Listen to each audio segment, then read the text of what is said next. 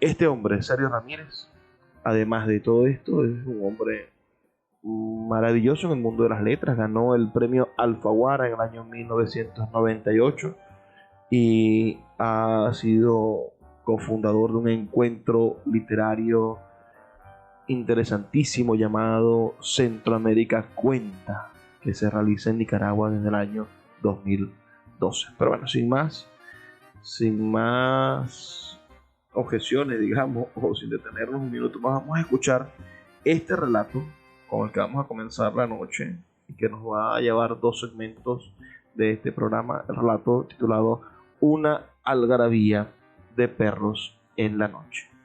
Con ustedes, la voz del gran Sergio Ramírez.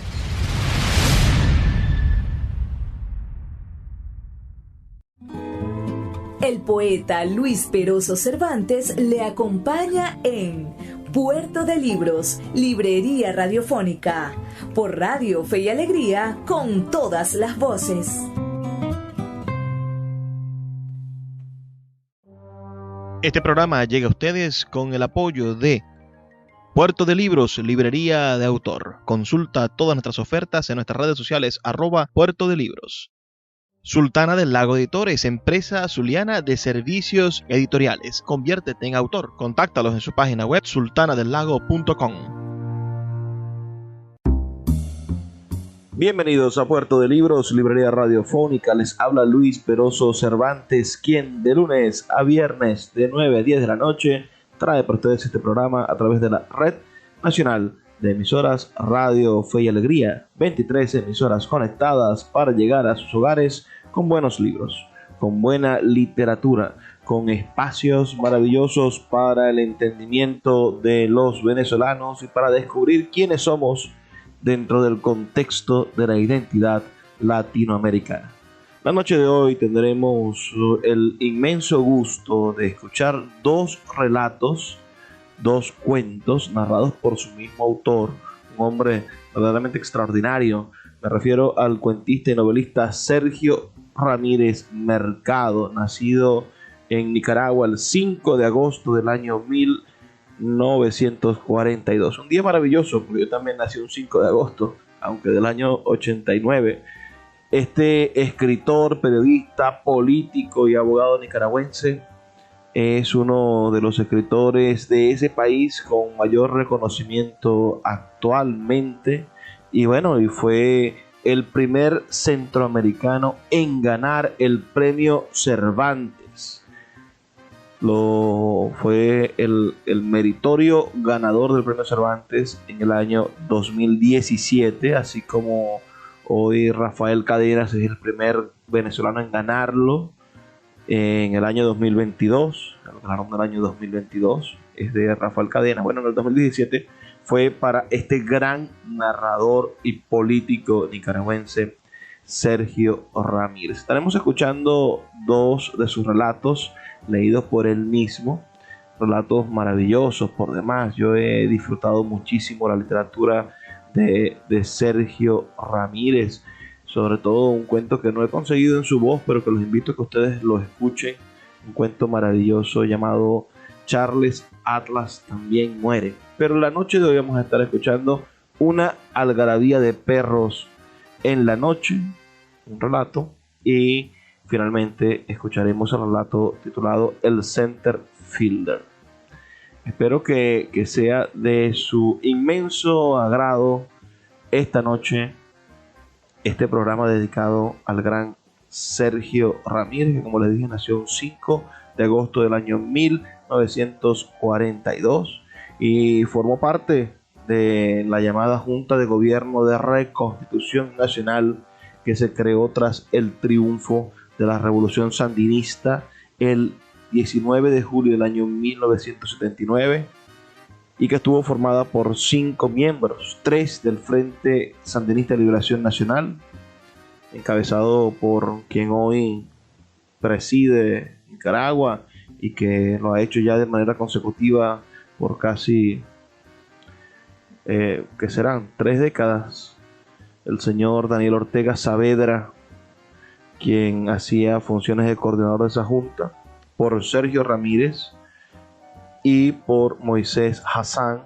y por dos empresarios de ese entonces, Alfonso Robelo Callejas y Violeta Barrios de Chamorro. Esos eran los integrantes de la Junta de Gobierno, de esta Junta de Gobierno de Reconstrucción Nacional. Fue vicepresidente del país este hombre, Sergio Ramírez, en ese gobierno constituido en 1985, que surgió por supuesto de un proceso de revolución, de guerra, y que ha sido sin duda un planteamiento que cambió la historia del último tercio de la historia latinoamericana. El problema con el sandinismo, el problema con la revolución sandinista, que mucho dolor ha causado, creo que a Nicaragua, y que muchas bemoles hoy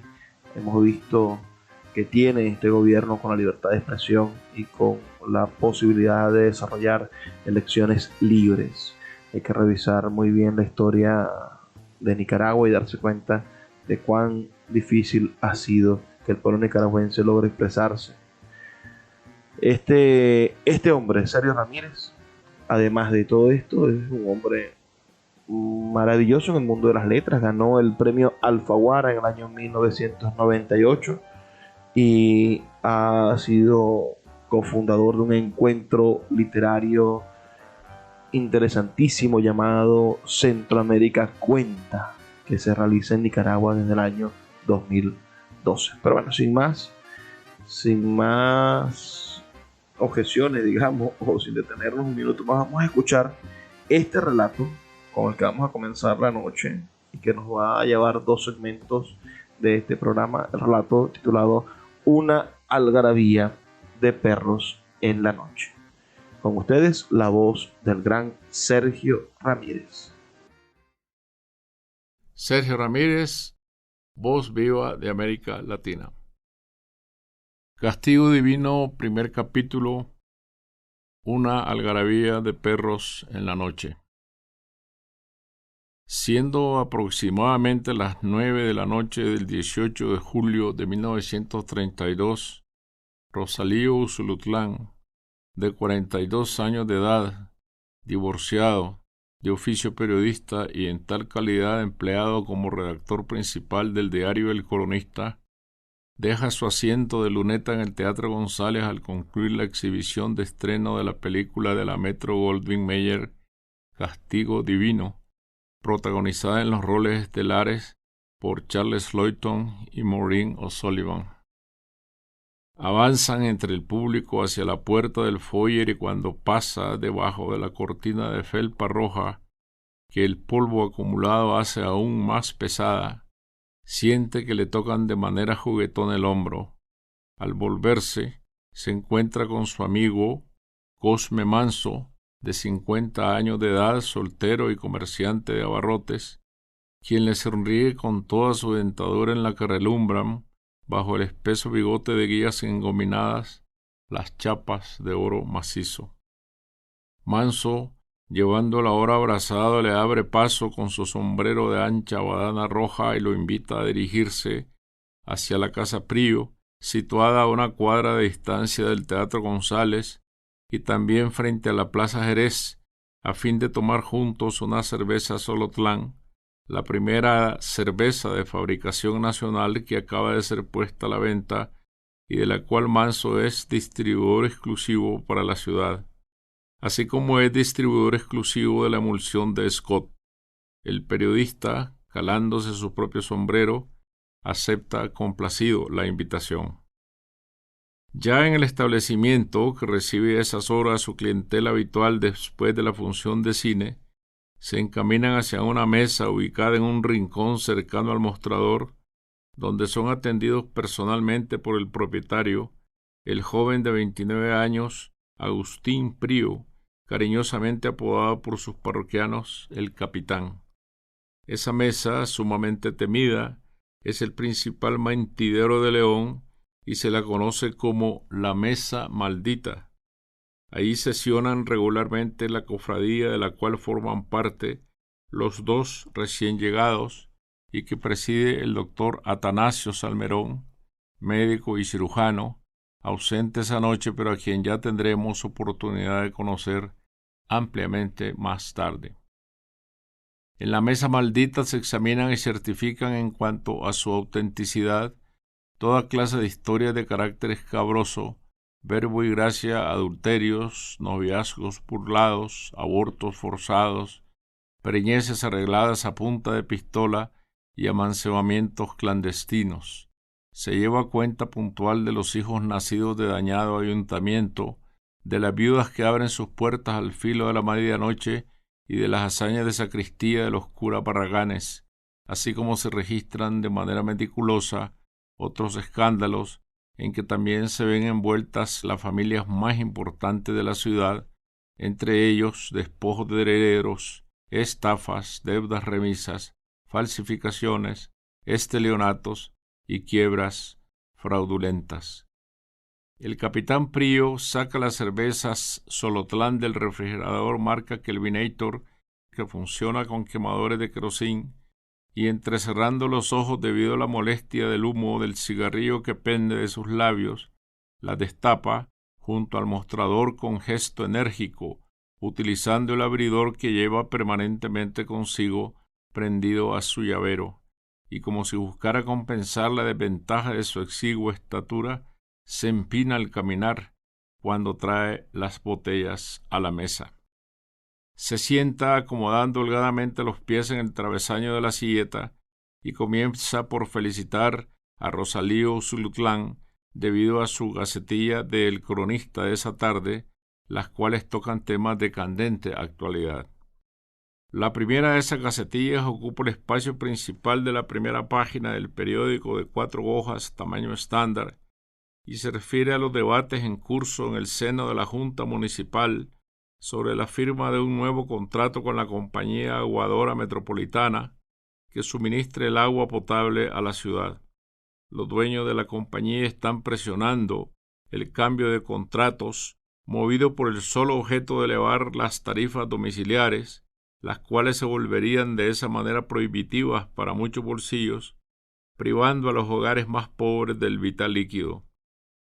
Rosalío apoya con extremado ardor al bando de municipios encabezado por el alcalde, doctor Onesífero Rizo, renuente a autorizar semejante aumento por caprichoso y extemporáneo, amén de ser leonino, y fustiga a los otros representantes edilicios cuya inexplicable vacilación se torna repugnante a los intereses de la comuna.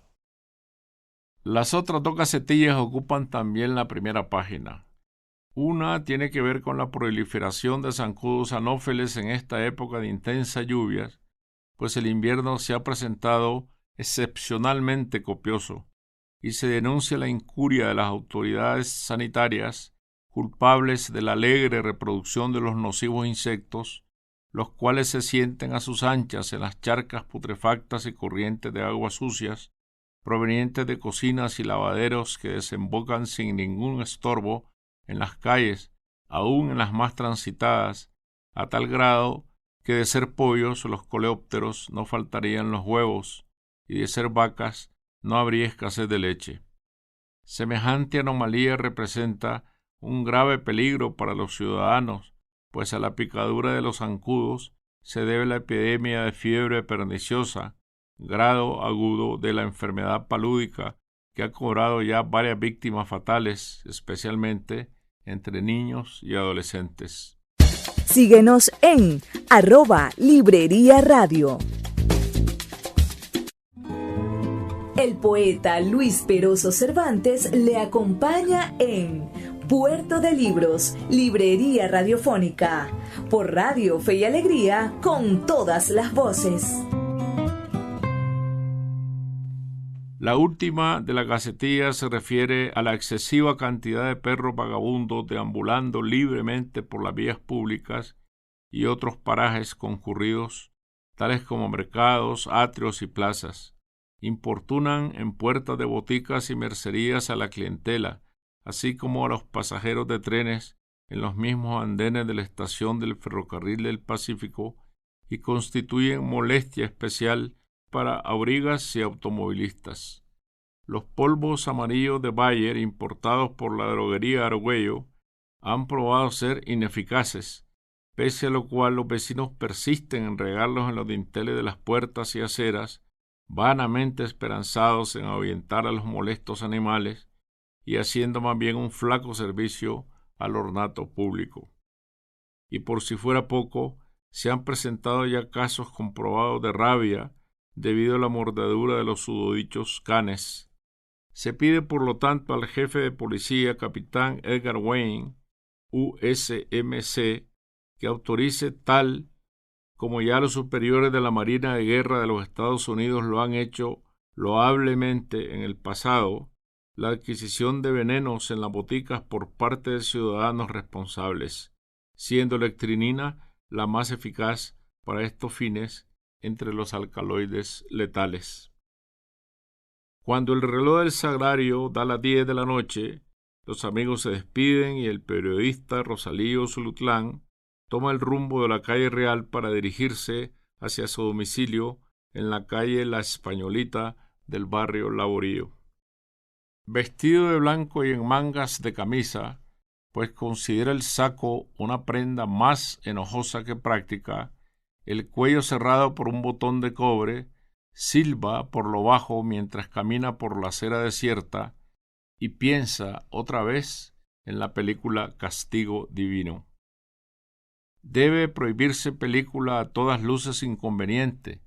Es el título de la gacetilla que va a escribir mañana con el objeto de prevenir a los lectores de los riesgos que entraña el argumento de la cinta, ya que con solo concurrir al cine, personas sin escrúpulos pueden aleccionarse en el arte de la preparación de tóxicos mortales.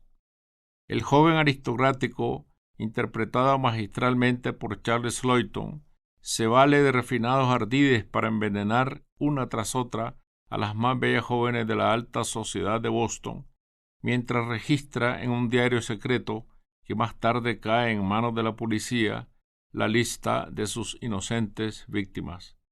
Pero ya tarde, el cianuro ha hecho su mortal trabajo y el ejemplo está dado en la pantalla, y expresará también su repugnancia por el desenlace.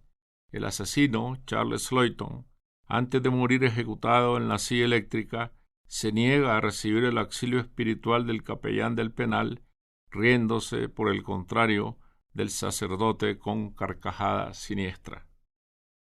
Los relámpagos iluminan el cielo cargado de nubes negras en la lejanía.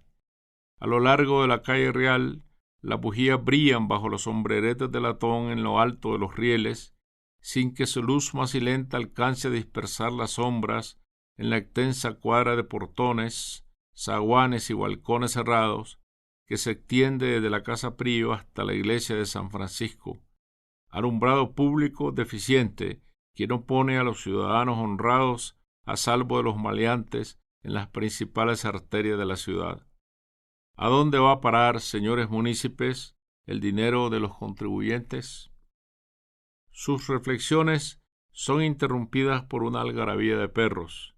El alboroto ocurre en la calle Real, pero los ladridos también resuenan detrás de las puertas y zaguanes, como si todos los animales se hubieran despertado al mismo tiempo dentro de las casas cerradas, presas de un mismo temor.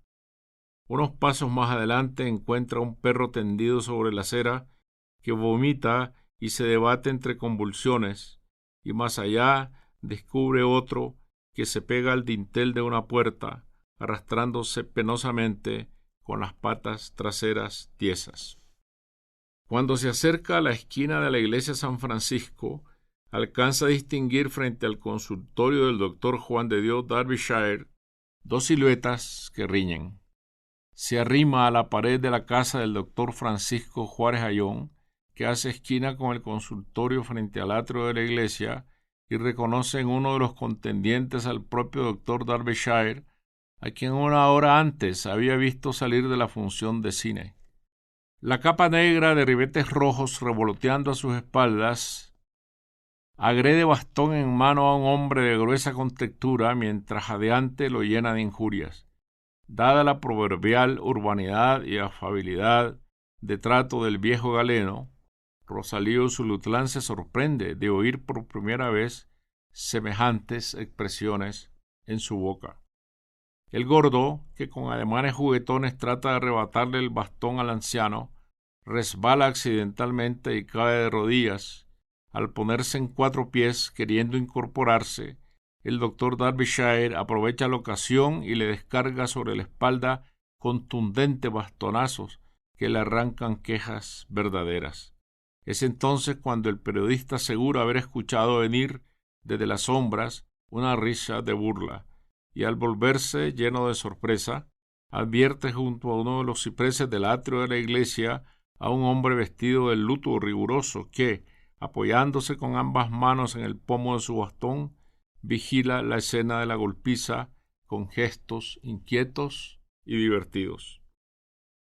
El doctor Derbyshire desvía un momento su bastón, señalando, airado, a un perro que trabajosamente intenta subir las gradas en busca de la puerta del consultorio, momento que el gordo aprovecha para zafarse y correr a gatas con asombrosa agilidad pese a su corpulencia. Recoge del suelo su canotier y se incorpora emprendiendo la huida en dirección a un coche de caballos que con las riendas sueltas se le ha ido alejando calle abajo. El gordo logra dar alcance al carruaje y sofrenando los caballos sube apresuradamente, y ya en el pescante hace desde lejos señales al hombre de luto, quien tras abandonar sin ninguna prisa su puesto de observación, camina con paso reposado hacia el coche. Al pasar delante del doctor Derbyshire, lo saluda con el bastón que blande con toda soltura. El ya dicho doctor Juan de Dios Derbyshire, mayor de 63 años de edad, viudo de segundas nupcias y médico de profesión, manifiesta ante el juez primero del Distrito del Crimen, el 19 de octubre de 1933, que no vio pasar a la persona indicada ni reparó en su saludo, pues se hallaba inclinado sobre el perro de su propiedad, de nombre Esculapio, al cual envolvía en su capa para introducirlo al consultorio y practicarle allí diligencias urgentes que neutralizaran la acción del veneno ingerido, diligencias que fracasaron, pues el perro falleció de todas maneras. Por su parte, el testigo Rosalío Zulutlán, de edad, profesión y demás generales antes descritas, en su declaración judicial del 17 de octubre de 1933, en la que relata de manera pormenorizada los hechos de esa noche, a pregunta del juez afirma que según su leal saber y entender, el hombre de constitución robusta que recibió los bastonazos en la calle es el doctor Octavio Oviedo y Reyes, oriundo de esta ciudad de León, entonces pasante de Derecho y ahora abogado y notario, a quien conoce y con quien tiene trato social. Y siempre a pregunta del juez manifiesta que la persona que vigilaba el incidente desde el atrio de la iglesia y después saludó al pasar al doctor Derbyshire es el doctor Oliverio Castañeda Palacios, natural de Guatemala, entonces también pasante de Derecho y ahora abogado y notario, y a quien igualmente conoce y ha tratado. Y para dar mayor seguridad a sus afirmaciones, sostiene el testigo que todos estos incidentes tuvo la oportunidad de relatárselos esa misma noche al bachiller Ali Vanegas, quien se encontraba estudiando a puertas abiertas en su pieza de la calle Real, una cuadra más abajo, contigua a la casa donde vivió Rubén Darío y donde tienen encadenado ahora al poeta loco Alfonso Cortés, y que al bachiller Vanegas se le puede preguntar si es cierto que él le manifestó esa noche, como en verdad se lo manifestó, que los envenenadores de perros eran los sudadichos Oviedo y Castañeda. El bachiller Ali Vanegas, presente en el recinto del juzgado en calidad de secretario del juez, sin hacer ningún comentario por encontrarse inhibido de intervenir, se limita a escribir la declaración en los pliegos de papel de oficio que después, debidamente cosidos con hilo, se agregarán al expediente, pero cuando le toca a su turno ser interrogado en calidad de testigo el día 18 de octubre de 1933 habrá de confirmar en todas sus partes el dicho de Rosalío Usulutlan.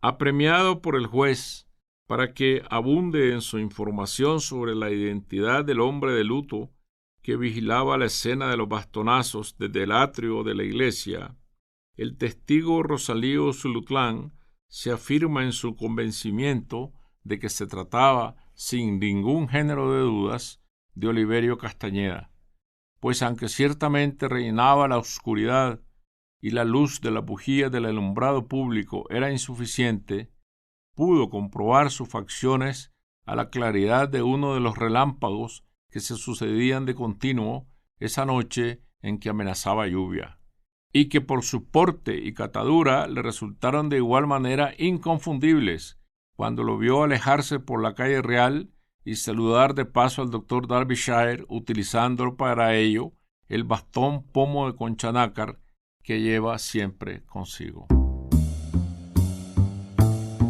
Acabamos de escuchar entonces a Sergio Ramírez leyéndonos ese fragmento, ese texto narrativo de su autoría en su propia voz, Una algarabía de perros en la noche. Me gustaría saber sus opiniones al 0424-672-3597, 0424-672-3597, o nuestras redes sociales, @librería radio, en Twitter y en Instagram. A continuación, después de estos 2 minutos que vamos a dedicarnos a escuchar los mensajes de Radio Fe y Alegría, vamos a escuchar el texto titulado El Center Fielder. Recordemos que en Nicaragua, por la influencia de las compañías bananeras norteamericanas, igual que toda Centroamérica, está muy ligada al béisbol, igual que Venezuela, por el asunto de las compañías petroleras. Entonces compartimos ese imaginario de manera maravillosa. Ya volvemos con más de Puerto de Libros, librería radiofónica. Escuchas Puerto de Libros con el poeta Luis Peroso Cervantes. Síguenos en Twitter e Instagram como @librería radio. El poeta Luis Peroso Cervantes le acompaña en Puerto de Libros, librería radiofónica, por Radio Fe y Alegría, con todas las voces. El Center Fielder, cuento, del libro Charles Atlas también muere.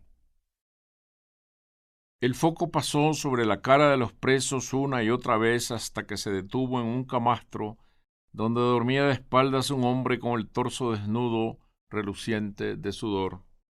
«Ese es, abrí», dijo el guardia asomándose por entre los barrotes. Se oyó el ruido de la cerradura herrumbrada resistiéndose a la llave que el carcelero usaba amarrada a la punta de un cable eléctrico con el que rodeaba su cintura para sostener los pantalones. Después dieron con la culata del Garán sobre las tablas del camastro y el hombre se incorporó, una mano sobre los ojos, porque le hería la luz del foco. «Arriba, te están esperando». A tientas comenzó a buscar la camisa. Se sentía tiritar de frío, aunque toda la noche había hecho un calor insoportable y los reos estaban durmiendo en calzoncillos o desnudos. La única endija en la pared estaba muy alta y el aire se quedaba circulando en el techo. Encontró la camisa y en los pies desnudos se metió los zapatos sin cordones. «Ligerito», dijo el guardia. «Ya voy, que no ve. Y no me hostiques palabra, ya sabes». «¿Ya sé qué?» «Bueno, vos sabrás». El guardia lo dejó pasar de primero. «Caminá», le dijo, y le tocó las costillas con el cañón del rifle. El frío del metal le dio repelos. Salieron al patio y al fondo, junto a la tapia, las hojas de los almendros brillaban con la luz de la luna. A las 12 de la noche estarían degollando las reses en el rastro al otro lado del muro y el aire traía el olor a sangre y estiércol. ¡Qué patio más hermoso para jugar béisbol! Aquí deben armarse partidos entre los presos o los presos con los guardias francos. La barda será la tapia, unos 350 pies desde el home hasta el center field. Un batazo a esas profundidades habría que fildearlo corriendo hacia los almendros y después de recoger la bola junto al muro, el cuadro se vería lejano y la gritería pidiendo el tiro se oiría como apagada y vería el corredor doblando por segunda cuando de un salto me cogería de una rama y con una flexión me montaría sobre ella y de pie llegaría hasta la otra al mismo nivel del muro erizado de culos de botella y poniendo con cuidado las manos primero, pasaría el cuerpo asentando los pies y aunque me hiriera al descolgarme al otro lado caería en el montrascal donde botan la basura, huesos y cachos, latas, pedazos de silleta, trapos, periódicos, animales muertos y después correría espinándome en los cardos, caería sobre una corriente de agua de talayo, pero me levantaría, sonando atrás duras y secas, como sordas, las estampidas de los Garants. Páreseme allí. ¿A dónde crees vos que vas? Y de ahí a mear. Te estás meando de miedo, cabrón. Era casi igual la plaza, con los guarumos junto al atrio de la iglesia y yo con mi manopla patrullando el center fielder. El único de los fielders que tenía una manopla de lona era yo y los demás tenían que coger a mano pelada y a las 6 de la tarde seguía fildeando, aunque casi no se veía, pero no se me iba ningún batazo y solo por su rumor presentía la bola que venía como una paloma a caer a mis manos. Aquí está, capitán, dijo el guardia, asomando la cabeza por la puerta entreabierta. Desde dentro venía el zumbido del aparato de aire acondicionado. Métalo y váyase. Oyó que la puerta era asegurada detrás de él y se sintió como enjaulado en la habitación desnuda, las paredes encaladas, solo un retrato con un marco dorado y un calendario de grandes números rojos y azules, una silleta en el centro y al fondo la mesa del capitán. El aparato estaba recién metido en la pared porque aún se veía el repello fresco. —¿A qué horas lo agarraron? —dijo el capitán sin levantar la cabeza. Se quedó en silencio, confundido, y quiso con todo el alma que la pregunta fuera para otro, alguien escondido debajo de la mesa. —¿Hablo con usted o es sordo? ¿A qué horas lo capturaron?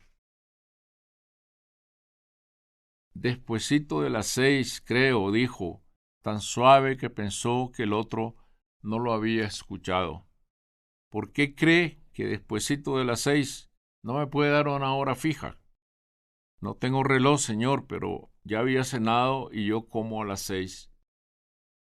—Vení, cená, me gritaba mi mamá desde la acera. —Falta un inning, mamá —le contestaba—, ya voy. —Pero, hijo, ¿no ves que ya está oscuro? ¿Qué vas a seguir jugando? —Sí, ya voy, solo falta una tanda. Y en la iglesia comenzaban los violines y el armonio a tocar el rosario cuando venía la bola a mis manos para sacar el último out y habíamos ganado otra vez el juego. —¿A qué te dedicas? —Soy zapatero. —¿Trabajas en taller? —No, hago remiendos en mi casa. —Pero vos fuiste beisbolero, ¿no? —Sí, fui. —Te decían Matraca Parrales, ¿verdad? —Sí, así me decían, era por mi modo de tirar a home retorciendo el brazo. —¿Y estuviste en la selección que fue a Cuba? —Sí, hace 20 años. Fui de center fielder. —¿Pero te votaron? —A la vuelta. Eras medio famoso con ese tu tiro a home que tenías. Iba a sonreírse, pero el otro lo quedó mirando con ira. La mejor jugada fue una vez que cogí un fly en la grada del atrio, de espaldas al cuadro metí la manopla y caí de bruces en las gradas con la bola atrapada y me sangró la lengua, pero ganamos la partida y me llevaron en peso a mi casa y mi mamá, echando las tortillas, dejó la masa y se fue a curarme llena de orgullo y de lástima. —Vas a quedarte burro, pero atleta —dijo. —¿Y por qué te botaron del equipo? —Porque se me cayó un fly y perdimos. —¿En Cuba? —Jugando contra la selección de Aruba. Era una palomita que se me zafó de las manos y entraron 2 carreras. Perdimos. Fueron varios los que votaron. La verdad, tomábamos mucho Y en el juego no se puede. Permiso quería decir para sentarse porque sentía que las canillas se le aflojaban, pero se quedó quieto en el mismo lugar como si le hubieran untado pega en la suela de los zapatos. El capitán comenzó a escribir y duró siglos. Después levantó la cabeza y sobre la frente le vio la roja señal del kepis. ¿Por qué te trajeron? Solo levantó los hombros y lo miró desconcertado. Ajá, ¿por qué? No, respondió. ¿No qué? No, no sé. No sabes. No. Aquí tengo tu historia y le mostró un folder. Puedo leerte algunos pasajes para que sepas de tu vida, dijo poniéndose de pie. Desde el fondo del campo el golpe de la bola contra el guante del catcher se escuchaba muy lejanamente, casi sin sentirse. Pero cuando alguien conecta, el golpe seco del bate estalla en el oído y todos los sentidos se aguzan para esperar la bola. Y si el batazo es de aire y viene a mis manos, voy esperándola con amor, con paciencia, bailando debajo de ella, hasta que llega a mí y poniendo las manos a la altura de mi pecho, la aguardo como para hacerle un nido. El viernes 28 de julio a las 5 de la tarde, un Jeep Willys capota de lona color verde se paró frente a tu casa y de él bajaron dos hombres. Uno moreno, pantalón caqui de anteojos oscuros, el otro chele, pantalón blue jean, sombrero de pita. El de anteojos llevaba un valijín de la Pan American y el otro un salveque de guardia. Entraron a tu casa y salieron hasta las 10 de la noche, ya sin el valijín ni el salveque. El de anteojos, dijo e iba a seguir, pero sintió necesidad de tragar una cantidad infinita de saliva. Sucede que era mi hijo, el de anteojos. Eso ya lo sé. Hubo otro silencio y sintió que los pies se le humedecían dentro de los zapatos como si acabara de cruzar una corriente. En el valijín que te dejaron había parque para ametralladora de sitio y el salveque estaba lleno de fulminantes. Ahora, ¿cuánto tiempo hacía que no veías a tu hijo? Meses, susurró. Levántame la voz que no oigo nada. Meses, no sé cuánto, pero meses. Desapareció un día de su trabajo en la mecatera y no lo volvimos a ver. ¿Ni te afligiste por él? Claro, un hijo es un hijo. Preguntamos, indagamos, pero nada.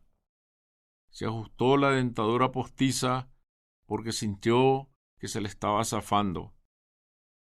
Pero vos sabías que andaba enmontañado. No llegaban los rumores. Y cuando se apareció en el jeep, ¿qué pensaste? Que volvía, pero solo saludó y se fue. Cosa de horas. Y que le guardaran las cosas. Sí, que iba a mandar por ellas. Del folder sacó más papeles escritos a máquina en una letra morada. Revisó y al fin tomó uno que puso sobre la mesa. Aquí dice que durante 3 meses estuviste pasando parque, armas cortas, fulminantes, panfletos y que en tu casa dormían los enemigos del gobierno. No dijo nada. Solo sacó un pañuelo para sonarse las narices.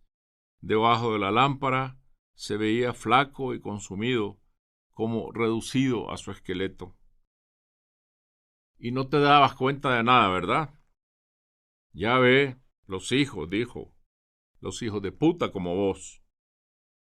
Bajó la cabeza, sus zapatos sucios, la lengüeta suelta, las suelas llenas de lodo.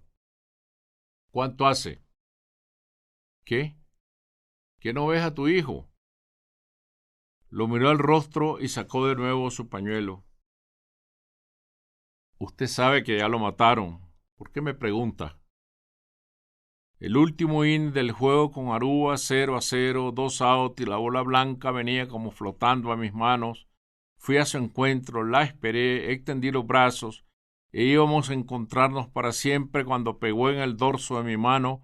Quise asirle en la caída, pero rebotó y de lejos vi al hombre barriéndose en home y todo estaba perdido. Mamá, necesitaba agua tibia en mis heridas porque siempre, vos lo supiste, siempre tuve coraje para fildear aunque dejara la vida. Uno quiere ser bueno a veces, pero no se puede, dijo el capitán rodeando la mesa. Metió el folder en la gaveta y se volvió para apagar el aparato de aire acondicionado. El repentino silencio inundó el cuarto. De un clavo descolgó una toalla y se la rayó el pescuezo. «¡Sargento!», llamó. El sargento se cuadró en la puerta y cuando sacaron al preso volvió ante el capitán. «¿Qué pongo en el parte?», preguntó. Era beisbolista, así que inventate cualquier babosada, que estaba jugando con los otros presos, que estaba de center fielder, que le llegó un batazo contra el muro, que aprovechó para subirse al almendro, que se saltó la tapia, que corriendo en el solar del rastro lo tiramos. Puerto de Libros, Librería Radiofónica, tu canal diario para encontrar nuevos libros. Con el poeta Luis Peroso Cervantes. Síguenos en @Librería Radio.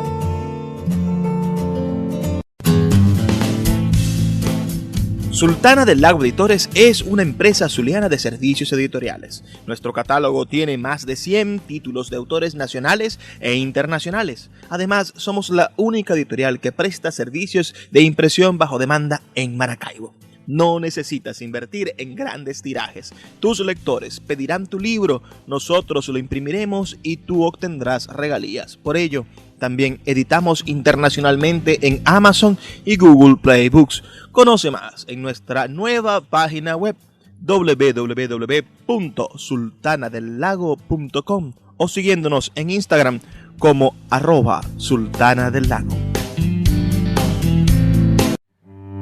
Puerto de Libros, librería de autor, la librería que estás buscando. Te invita a visitar sus dos sedes en el Teatro Baral de Maracaibo y en la Vereda del Lago. Dos cautivadores espacios donde podrás entrar en contacto con la literatura, con el arte, con todos los conocimientos de la humanidad a través del instrumento maravilloso que es el libro. Abiertos de lunes a domingo. Consulta sus redes sociales @Puerto de Libros o su página web www.puertodelibros.com.be, donde encontrarás la tienda virtual más grande de libros de Venezuela. Puerto de Libros, librería de autor, la librería que estás buscando. El poeta Luis Peroso Cervantes le acompaña en Puerto de Libros, Librería Radiofónica, por Radio Fe y Alegría, con todas las voces.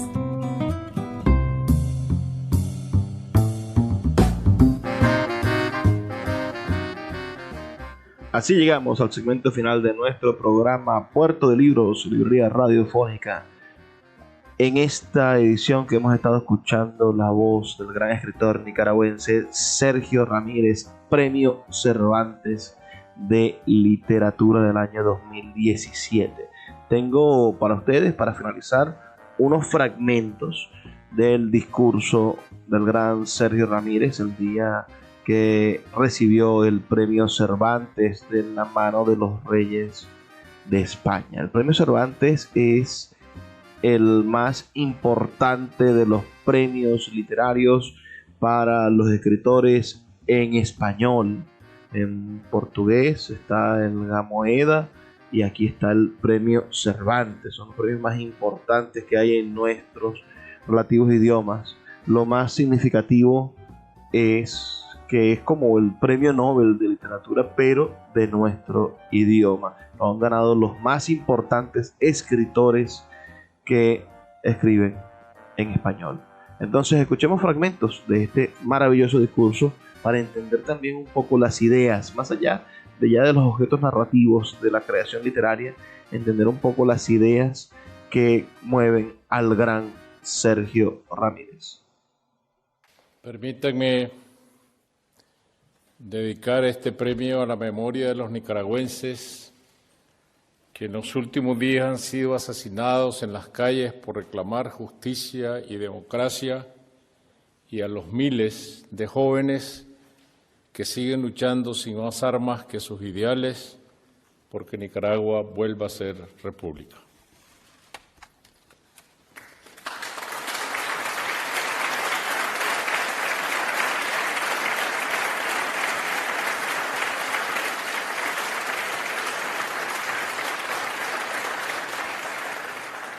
Escribo entre cuatro paredes, pero con las ventanas abiertas porque como novelista no puedo ignorar la anormalidad constante de la ocurrencia de la realidad en que vivo, tan desconcertante y tornadiza, y no pocas veces tan trágica, pero siempre seductora. Mi América, nuestra América, como solía decir Martí, la América Latina, como la bautizó Marta Traba.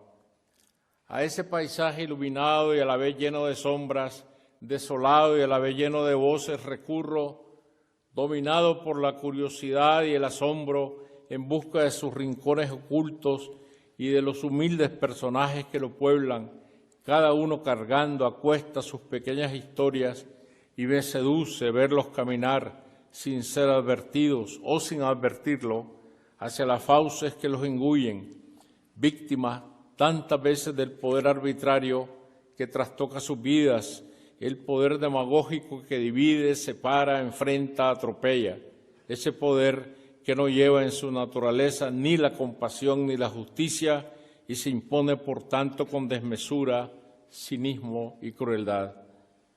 A través de los siglos, la historia se ha escrito siempre en contra de alguien o a favor de alguien. La novela, en cambio, no toma partido, o si lo hace, arruina su cometido. El vasto campo de la Mancha es el reino de la libertad creadora. Un escritor fiel a un credo oficial, a un sistema, a un pensamiento único, no puede participar de esa aventura diversa, contradictoria, cambiante que es la novela. Una novela es una conspiración permanente contra las verdades absolutas. La realidad que tanto nos abruma, caudillos enlutados antes, caudillos como magos de feria hoy, disfrazados de libertadores que ofrecen remedios para todos los males, y los caudillos del narcotráfico vestidos como reyes de baraja, y el exilio permanente de miles de centroamericanos hacia la frontera de Estados Unidos, impuesto por la marginación y la miseria, y el tren de la muerte que atraviesa México con su eterno silbido de bestia herida, y la violencia como la más funesta de nuestras deidades, adorada en los altares de la muerte, las fosas clandestinas que se siguen abriendo, los basureros convertidos en cementerios. Cerrar los ojos, apagar la luz, bajar la cortina, es traicionar el oficio. Todo irá a desembocar tarde o temprano en el relato, todo entrará sin remedio en las aguas de la novela, y lo que calla o malescribe la historia lo dirá la imaginación dueña y señora de la libertad por la que se puede y se debe aventurar la vida, pues no hay nada que pueda y deba ser más libre que la escritura. En mengua de sí misma cuando paga tributos al poder el que, cuando no es democrático, solo quiere fidelidades incondicionales. Somos más bien testigos de cargo. Nuestro oficio es levantar piedras, decía José Saramago. Si debajo de lo que hallamos son monstruos, no es nuestra culpa. En mis años juveniles tuve otras cosas en que ocuparme, desde la pluma y las comedias, como expresó nuestro padre Cervantes. Y si un día me aparté de la literatura para entrar en la vorágine de una revolución que derrocó a una dictadura, es porque seguía siendo el niño que se imagina de rodillas en el suelo de la venta, presenciando la función de títeres del retablo de Maese Pedro, ansioso de coger un mandoble para ayudar a Don Quijote a descabezar malvados. Pero vuelvo a citar el primer párrafo de Historia de dos ciudades de Dickens, tal como lo hice en mi libro de memorias acerca de esos años. Adiós, muchachos. Fue el mejor de los tiempos, fue el peor de los tiempos. Fue tiempo de sabiduría, fue tiempo de locura. Fue una época de fe, fue una época de incredulidad. Fue una temporada de fulgor, fue una temporada de tinieblas. Fue la primavera de la esperanza, fue el invierno de la desesperación. Vivo en mi lengua, en el ancho territorio de la Mancha, según la dichosa frase de Carlos Fuentes, un territorio verbal y a la vez una mancha indeleble, la mancha que no se deslíe ni se borra, la escritura manchada, contaminada de belleza y de verdades, de ilusión y realidad, de iniquidades y de grandeza. Y al recordar a Fuentes, amigo y maestro, traigo delante de mí la deuda imperecedera con los escritores del boom, tan próximos a mí y que tanto me enseñaron. García Márquez, quien volvió a inventar la lengua en sus redomas de alquimista, transmutando la realidad en prodigio. Cortázar, quien en las páginas de Rayuela dio a mi generación las claves de la rebeldía sin sosiego, él quien me hizo cronopio para siempre. El propio Fuentes, quien subió a los andamios para pintar la historia de México y la de América como un alucinante mural en movimiento. Y Mario Vargas Llosa, cuyas novelas desarmé página a página, como si se tratara de un mecano, para aprender así los rigores del oficio. Y la otra deuda imperecedera, Tulita, mi esposa, a quien debo en muchos sentidos mi oficio, y quizás sea suficiente explicarlo repitiendo lo que puse en la dedicatoria inscrita en mi novela Castigo Divino, de cuya publicación se cumplen ahora 30 años. Que ella inventó las horas para escribirla, así como, mejor novelista que yo, ha inventado mi vida. Y junto con ella, lo que debo a mis hijos y nietos, presentes todos aquí, mi prole de la primavera del patriarca, de la que me siento tan orgulloso como dichoso. Gracias al jurado del Premio Cervantes, presidido por el director de la Real Academia de la Lengua, don Darío Villanueva, por apuntar de manera tan generosa su brújula hacia mi obra. Y gracias, don Felipe, por esta honra que España, la de los 1000 cachorros sueltos de la lengua, concede a Centroamérica a través mío y a mi país de vientre pequeño, pero tan pródigo. Muchas gracias.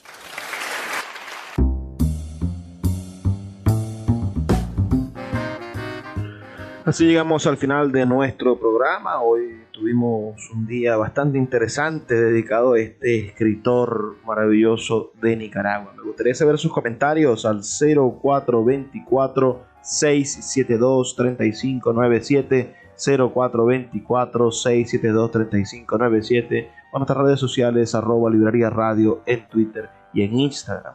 Yo espero con ansias el discurso del gran Rafael Cadenas cuando reciba su premio Cervantes. Será seguro una pieza de oratoria maravillosa, digna de ser editada, de ser releída y escuchada cientos, si no miles de veces. Agradecido con ustedes por su sintonía. Les recuerdo que estamos aquí de lunes a viernes de 9 a 10 de la noche por la Red Nacional de Emisoras Radio Fe y Alegría, 23 emisoras conectadas para llegar a sus hogares con buenos libros. Y sobre todo para intentar construir un país posible de la inteligencia, no de las pasiones, no de la miseria, no del hambre, sino de la inteligencia. Trabajo para ustedes, Luis Peroso Cervantes. Nos escuchamos el día de mañana. Así que, por favor, sean felices, lean poesía.